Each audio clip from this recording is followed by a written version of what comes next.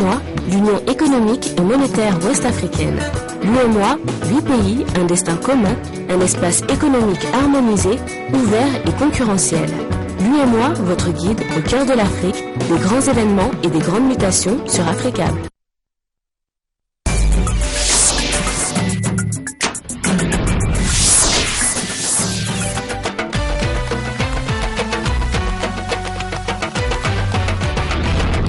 Nouvelle édition sur Africable Télévision. Bienvenue, bonsoir à tous. Voici le sommaire.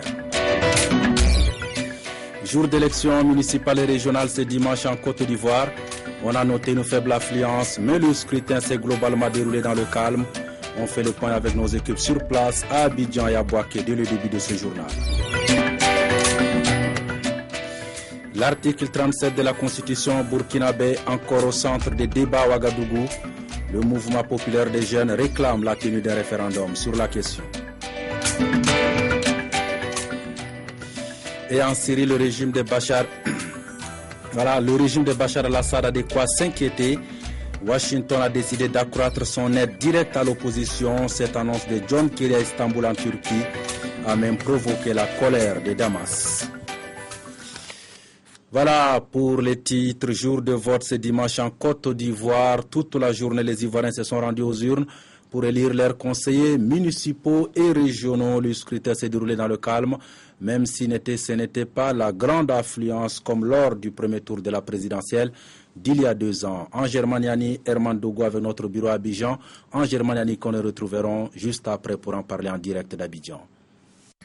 La grande inconnue de ce scrutin à un tour, c'est le taux de participation. Historiquement ici, ces élections locales et régionales n'ont jamais mobilisé des foules d'électeurs. Ce matin, l'affluence était timide et dans ce bureau de vote de Treichville où s'affrontent le PDCI et le RDR, les isoloirs ont été livrés avec un léger retard, mais tout s'est finalement bien déroulé à la mi-journée. On a commencé à 8h moins par là, voilà. Parce qu'il n'y avait pas encore d'isoloir. Voilà. Donc il fallait aller chercher et puis revenir pour commencer. Voilà. Ce qui explique un peu le retard, sinon on aurait dû commencer à 7h30 par là. Après 12 années, plus de 5 millions d'électeurs ont donc voté pour élire leurs conseillers municipaux et régionaux. Un vote qui, pour les Ivoiriens, a toute son importance. Il ne faut pas s'asseoir à la maison et puis demain dire qu'il n'a pas fait ceci, il n'a pas fait cela. Ou alors celui qui est là, ce n'est pas celui que je voulais. Il faut venir exprimer vraiment ce que on veut pour sa commune. Chacun doit obéir à son devoir civique puisque c'est un droit, le droit de vote. L'ONU et l'État ivoirien ont donc mobilisé leurs forces pour sécuriser ce vote boycotté par le principal parti de l'opposition, le Front populaire ivoirien de Laurent Gbagbo. Les résultats de ce scrutin seront connus cette semaine. Angers Maniani, bonsoir. Bonsoir. Voilà, vous êtes notre correspondant à Abidjan. Ange, les bureaux de vote ont fermé à 18h, heure locale. Vous l'avez dit, le vote s'est déroulé dans le calme. Le vote a bien eu lieu tout au long de cette journée. En ce moment précis, l'heure est au décompte des voix. Les résultats s'annoncent très serrés entre les deux grandes parties de la coalition RHDP au pouvoir. Je nommais le RDR Hassan Ouattara et le PDCI d'André Bélier. Sur l'ensemble du territoire ivoirien, ces élections locales et régionales se sont déroulées dans le calme. Seul inconnu à la fermeture des bureaux de vote, le taux de participation. Comme bien évidemment l'annonce officielle par la commission électorale indépendante. Dans tous les cas, ils n'étaient pas nombreux, les Ivoiriens, dans les bureaux de vote ce dimanche. Alors Ange, les Ivoiriens, contrairement au premier tour de la présidentielle, vous l'avez dit dans votre reportage tout à l'heure, n'étaient pas sortis massivement pour aller voter. Qu'est-ce qui explique cette faible affluence? Alors, plusieurs raisons à cela. Historiquement, ces élections locales n'ont jamais mobilisé les foules ici. Et puis, il y a que dans certaines régions, les populations n'ont pas apprécié certains parachutages de candidats qu'elles ne connaissent pas trop bien. Enfin, il y a le boycott du scrutin par le principal parti d'opposition, le Front populaire ivoirien de Laurent Gbagbo. Tout ceci pourrait expliquer la faible participation des Ivoiriens à ces élections locales. Les résultats de ce scrutin seront connus dans le courant de la semaine, mais il est important de noter que Ces élections locales viennent parachever le long processus de normalisation de la vie politique ivoirienne après de longues années de crise. Ange Hermaniani, en direct d'Abidjan. Ange, merci pour toutes ces précisions. Merci, bonne soirée, à bientôt. À bientôt, Ange. Direction à présent, Bouaké, où nous attend l'une de nos équipes sur place. Bosco Desparé, bonsoir. Bosco, vous êtes dans le centre de la Côte d'Ivoire. Là-bas également, comment est-ce que le vote s'est déroulé ce dimanche? Alors, comme vous l'avez dit, ce sont des élections couplées au régional. C'est la toute première fois qu'une élection pareille se déroule en Côte d'Ivoire. Alors, ce qui se passe aujourd'hui à Boaké, en ce moment même, dans le centre du pays, c'est qu'aux législatives, il y a 5 candidats en lice et régional, nous en avons 4, dont 2 indépendants. Alors, en ce moment, au lycée classique, l'un des lieux de vote dans lesquels nous nous retrouvons en ce moment, c'est la timidité, il n'y a pas d'affluence. Ce qu'il nous convient de retenir, c'est que pour des renseignements que nous avons pris auprès des populations, bon, certaines personnes ont été préoccupées par les cultes au niveau de certains temples. En ce moment, pour le candidat indépendant Guibo Nicolas que nous avons rencontré, lui a prôné l'appel à ce que les élections se passent dans une ambiance conviviale. Et aussi pour sa part, il dit que le choix, ne soit que le choix du peuple est celui de Dieu. Alors il se pliera au verdict des urnes. Donc voici un peu de façon ramassée l'ambiance qui provoque dans le centre du pays. Voilà, Bosco Desparé, nouveau correspondant d'Africable Télévision à Bouaké. Merci d'avoir été en lien en direct avec nous.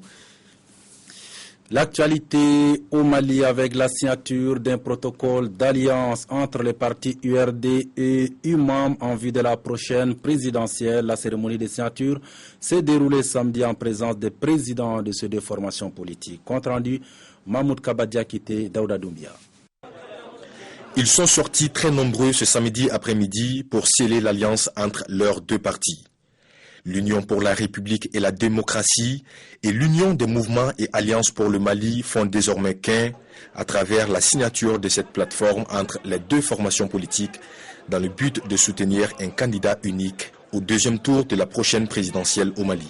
Les deux partis s'engagent à soutenir au second tour de l'élection présidentielle prochaine le candidat issu de l'Alliance, dans tous les cas, le candidat en lice dès le premier tour.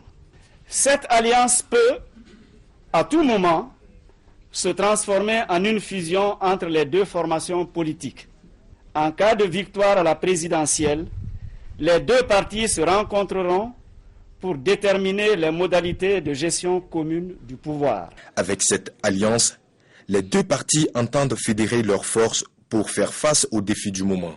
Pour Younousi Touré, président URD, cette plateforme d'union est la plus concrète qui va dans le sens de la prise en compte de l'ensemble des préoccupations des populations maliennes. Nous fédérerons nos moyens et nos énergies en vue d'apporter les meilleures réponses aux besoins et aux attentes si nombreux et si variés des populations de notre pays. Les défis sont certes nombreux et multiformes, mais ils ne sont pas hors de notre portée. La préservation de la paix et de la sécurité des régions nord de notre pays, la refondation de notre armée, l'écrasante majorité de notre peuple qui continue de vivre dans la précarité, principalement les jeunes à cause du chômage. Cette cérémonie de signature s'est achevée par des prières pour le repos de l'âme des martyrs, des hommes morts au combat et pour le Mali qui est en train de sortir de l'impasse. Mali encore, la convergence pour le développement du Mali, la CODEM a animé point de presse ce samedi, c'était à la maison de la presse de Bamako, sujet débattu le financement des partis politiques. La CODEM a donc décidé de renoncer à ces financements et veut d'abord compter sur ses propres forces. Voici les raisons évoquées par le vice-président de la CODEM que je vous propose d'écouter. Comme vous l'avez certainement appris, il y a quelques jours de cela, notre président faisait état de la décision prise par notre parti la CODEM, de renoncer à la subvention de 33 933 690 francs CFA, dont notre parti doit bénéficier au titre du financement accordé aux partis conformément à la loi sur le financement des partis politiques. Ce geste, il faut le dire, mérite d'être, à notre sens, d'être expliqué et justifié afin d'éviter toute mauvaise interprétation. Certes, d'aucuns diront que la CODEM a suffisamment d'argent pour se passer de cette cagnotte. Nous l'avons fait par conviction et conformément à notre éthique, à savoir la culture de l'esprit de sacrifice et du don de soi. Une manière de prouver que nous avons le devoir de servir l'État et non nous servir de l'État. Autre titre de l'actualité, débat autour de l'article 37 de la Constitution du Burkina Faso.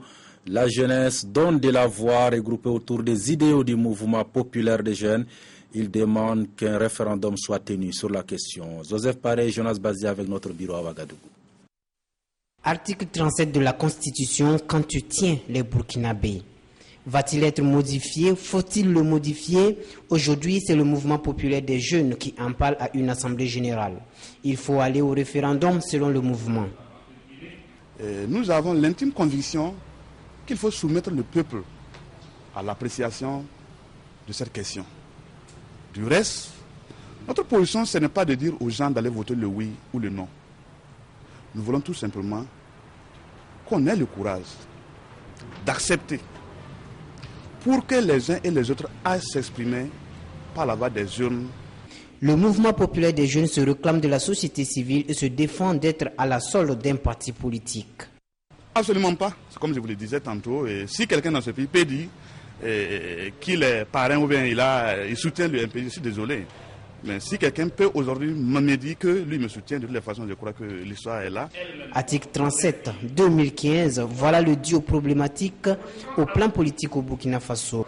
Notez qu'une éventuelle modification de l'article 37 donnerait la possibilité constitutionnelle au président Compaoré d'envisager un autre mandat à partir de 2015, après près de 30 ans au pouvoir. À présent, voici notre tour de l'actualité africaine internationale, en bref et en image avec Mahmoud Kabadiakiti. À Madagascar, le dialogue fait planer le spectre du report de la présidentielle. C'est donc avec embarras que la communauté internationale observe le dialogue malgacho-malgache qui a débuté le 18 avril sous l'égide du FFKM, le Conseil des Églises chrétiennes. Car si officiellement elle soutient cette nouvelle initiative, elle redoute cependant que les 180 participants ne s'accordent sur la mise en place d'une nouvelle transition et donc sur un report des élections. L'ex-président égyptien Hosni Moubarak s'est vu accorder par la justice égyptienne une libération conditionnelle pour l'accusation de mort de centaines de manifestants. Mais il reste cependant en détention dans le cadre d'autres affaires. La Tunisie a obtenu un accord avec le Fonds monétaire international pour un prêt pouvant aller jusqu'à 1,75 milliard de dollars sur 2 ans. L'objectif est la relance de l'économie tunisienne afin de lutter contre le chômage. De retour en France, la famille Moulin-Fournier évoque des moments très durs durant leur captivité dans le nord du Nigeria par le groupe islamiste Boko Haram. Mais Tanguy Moulin-Fournier, le père, ne renonce pas autant à revenir au Cameroun. Il a affirmé hier vouloir y retourner car le Cameroun est un pays où il s'y plaît bien. Encore un mot de politique. Le régime de Bachar al-Assad en Syrie a de quoi s'inquiéter. Washington a décidé de doubler son aide directe à l'opposition syrienne, mais ne lui livrera pas d'armes. Toutefois, cette annonce de John Kerry à la réunion des amis de la Syrie tenue à Istanbul en Turquie a provoqué la colère de Damas, qui reçoit aussi le soutien de son allié l'Iran. L'Iran ne lâche pas ses amis, c'est ce qu'est venu dire dimanche à Damas Alaeddin Bouroujerdi, le président de la commission des affaires étrangères du Parlement iranien. Dans la capitale syrienne, il a pu rencontrer son homologue et le ministre syrien des affaires étrangères, Walid al-Moualem. car le régime de Bachar el-Assad a de quoi s'inquiéter. La veille, à Istanbul, John Kerry, le secrétaire d'État américain, a annoncé l'augmentation de l'aide américaine à la rébellion. Depuis quelques mois, nous avons en permanence augmenté l'assistance non létale jusqu'à 127 millions de dollars US. Et cette aide fournit de la nourriture, des kits médicaux et un soutien aux responsables locaux qui essaient de préparer un futur stable et démocratique. Le montant de l'aide totale américaine atteindrait maintenant 250 millions de dollars selon Kerry. Mais Washington ne détaille guère cette somme et pour le moment s'interdit de répondre à la demande pressante de la rébellion des armes pour chasser par la force Bachar el-Assad. Cette annonce a eu lieu au cours d'une nouvelle réunion en Turquie du groupe dit des Amis de la Syrie, 11 pays engagés aux côtés de la rébellion. Plusieurs membres des pays européens envisagent aujourd'hui de lever l'embargo imposé par l'Union européenne sur la livraison d'armes. C'est donc une course contre la montre qui est engagée dans la province de Sichuan en Chine. Les secours s'activent pour retrouver des survivants au lendemain du séisme qui a fait au moins 200 morts et disparus. Les hôpitaux de la région sont débordés. Chaque seconde est précieuse. Plus le temps passe, plus l'espoir de retrouver des survivants s'amenuise. Ici, les secouristes ne sortent que des corps sans vie des décombres. 30 heures après le séisme, le bilan s'alourdit dans la province du Sichuan. On compte au moins 200 morts et disparus. Cet homme a perdu son frère. J'ai essayé d'appeler mon frère sans succès. Je suis revenu au village en courant et on m'a dit que sa maison s'était effondrée. Des gens ont essayé de le sortir, des décombres, mais ils n'ont pas réussi. Quand c'est arrivé, nous avons eu du mal à nous enfuir. Tout était en train de s'effondrer. J'ai cru que je ne m'en sortirais jamais.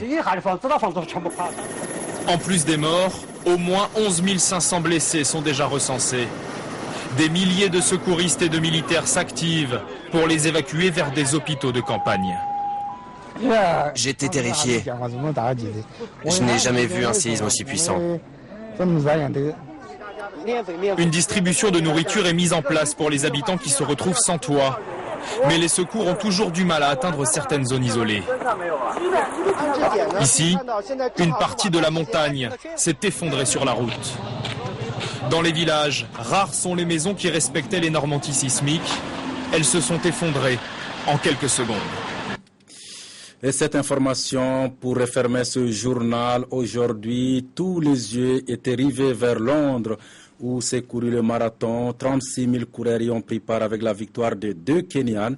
Un événement qui avait attiré du monde mais quadrillé par des forces de l'ordre. Une minute de silence a donc été observée en mémoire des 3 victimes des attentats de Boston. On se quitte sur ce programme de la soirée, 20h30, votre magazine Théma consacré au rôle des femmes dans la consolidation de la paix et de la sécurité en Afrique, 21h30, première édition d'Afrique Info, et à partir de 22h15, un téléfilm africain dont voici le titre, Un jeu dangereux, à suivre absolument sur Africa Télévision ce soir. Passez d'excellents moments en compagnie de la première chaîne panafricaine et à demain.